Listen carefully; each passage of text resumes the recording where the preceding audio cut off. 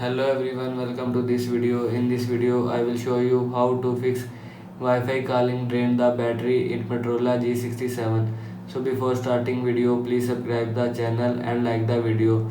So let's start the video without wasting time. First of all, turn on or turn off flight mode.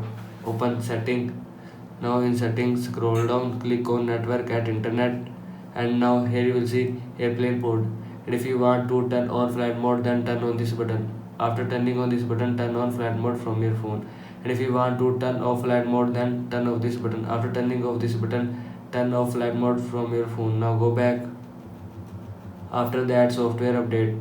Open setting, scroll down, click on system updates, scroll down, click on check for updates, and click on update. After click on update, your phone software will be updated from your phone. Now go back. After that, go closer to router. This is how you can fix Wi-Fi calling drain the battery in Motorola G67. I hope you like this video and thanks for watching this video.